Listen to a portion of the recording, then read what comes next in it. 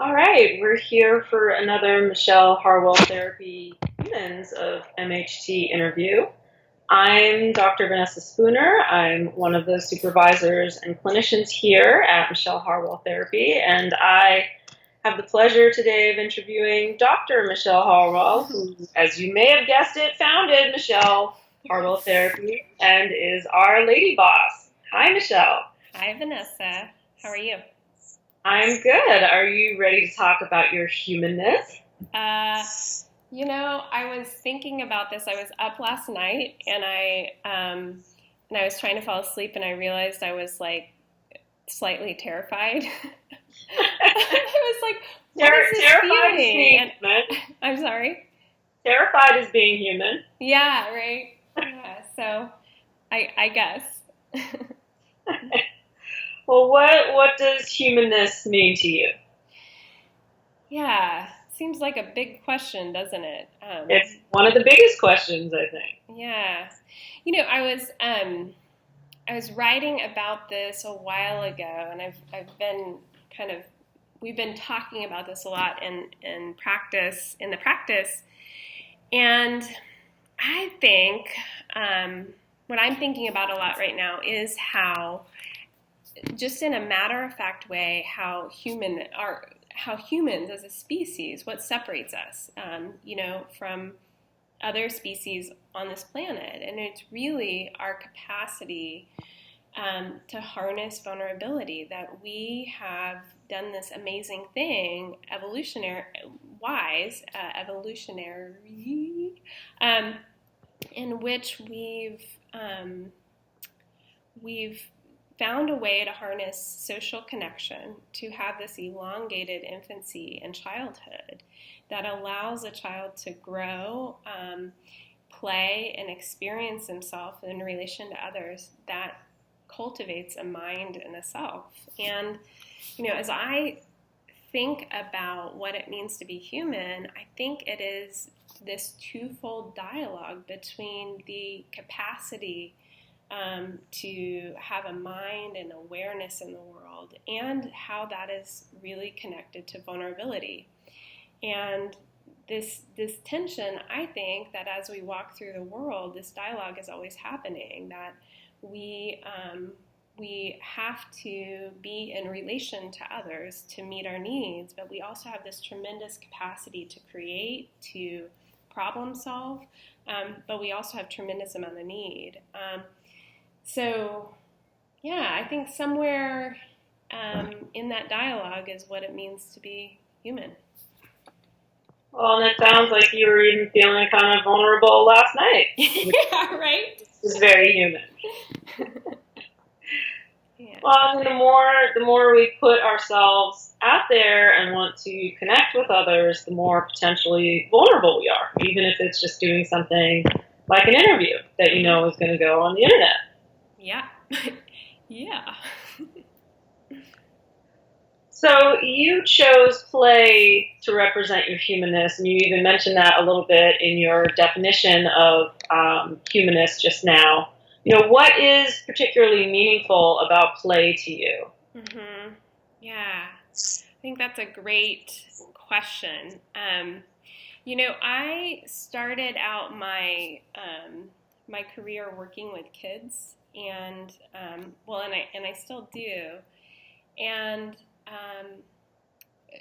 let me start here by saying there's a famous analyst that I love, and he has this small quote that says, "There's a poverty of play." And I think what he means by that is that as we grow in development, we often leave behind this space that we create in childhood, where there's an in-between space between reality and pretend, this space in which we can move and discover and explore. There's an openness that as we get older, we begin to move through the world using our generalizations, our judgments, and what that can mean is that we foreclose on foreclose on the ability of kind of becoming or being curious. So play, I think I dived into the more conceptual meaning of it, but I think in general, play is a passion of mine as a posture in life. And I think kids have taught me that, to not take for granted and to continue cultivating a space in which exploration and trying on things and continuing to discover, not for closing on possibility, is important and crucial throughout the lifespan. And yeah. Would you say that play is one of the things that might bring someone into your office, that they have lost that ability to play and they might not realize it? Yes. Sorry, my calendar came up. Yeah, I mean, I think it's funny. I went through this process of putting together my website, and Adam Phillips has this quote about the importance of not losing the madness of our childhood, the ability to roam in our imaginations and our creativity, and that when we lose the capacity to stay in touch with play, life becomes futile. It becomes rote. It becomes one-dimensional. And so I would say on some level, certainly, clients who come in and can't reach for hope, can't stay connected to a vitality or aliveness, on some level have maybe given up on the capacity to play within their interior and their exterior life, to see new possibility. Well, and that ties in great with the next question I was going to ask you, which is, how does humanness show up in your work as a therapist? Because you were defining humanness as involving play in some way. Yeah, it's funny. So I think in a couple of ways. I have my doctorate in psychoanalysis, and I really attribute, I think being a play therapist has taught me a lot about play, but psychoanalysis and my ability to, having had sat with someone who was curious about my mind and really just opened up this space that we could really go anywhere. We could go anywhere in terms of my experience in life and be curious and understand it.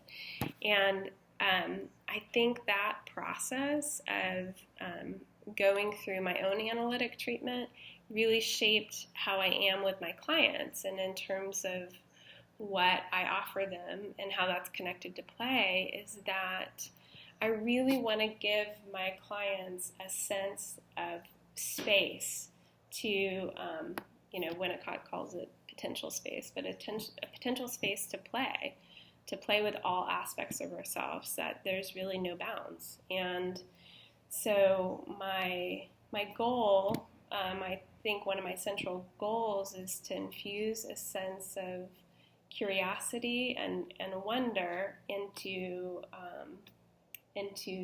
this space that I share with my clients. That's probably a central tenet of how I connect. How would you introduce the concept of play to a new client? That's a great question. Well, I think there's all kinds of ways I think you can directly talk about it, but I like more indirect ways. I mean, I think that the connection between humor and, I would say humanness and play, is that I, in a lot of ways, will embody that. I'll raise an eyebrow, or I'll say, wait a minute, or I might laugh. And all of that is to show that I'm interested, I'm connecting with them, and maybe I'm trying to implicitly communicate kind of losing my thread here. But I think humor is like an interesting way of introducing play and curiosity, because what humor does is it has dual meaning, right? It has multiple levels of emotional experience, and that's why often we laugh, is that implicit in a joke, or when we find something humorous, is we're tracking an irony or a contrast. And I think often in therapy, the capacity to connect on those levels can open up an exploration with our clients to take a deeper look, but without being self-critical. Yeah, the humor lightens it up, but there's no like right answer. Yeah. Something, and that something can have multiple meanings to someone. And Yeah. so when you're showing them that you want to be playful and you want to be humorous with them, it allows them to not take themselves so seriously in a good way. It's like everything that you talk about in therapy is very important, but I want you to loosen up a little bit. See what happens if you're a little bit looser and you're playing around with the possibility of different ideas or different meanings for different things. Yeah. You know, in another light, I mean, we're talking about the use of humor in play, but I think play is so dimensional. I think about the kids in the playroom that I relate to.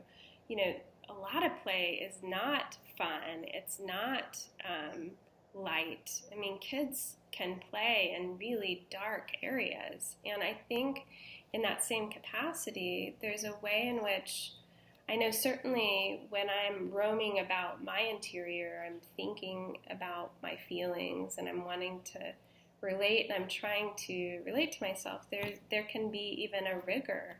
You know, I think about, I was recently in Australia, and there were these kangaroos that just, like, they had to have been siblings because they just started boxing with each other, and you could see them working out this kind of aggression, right? And I think sometimes we do that too with our clients. It's like the ability to kind of get in and wrestle with something together, and to sit in a space that's of not knowing and trying to figure it out, and bringing my mind to my clients, and being willing to kind of sit in a space that's unknown, but that's also real. I mean, I think that's a form of play too. I think that's great that you brought that up, because I think most people wouldn't automatically associate that with playing. Well, Michelle, thank you for your time today. We certainly got to learn a little bit more about play and psychoanalysis, and see a little bit of your humanness as well. Well, thanks so much. It was fun talking to you. Always a pleasure, Vanessa. Thank you, Michelle. All right.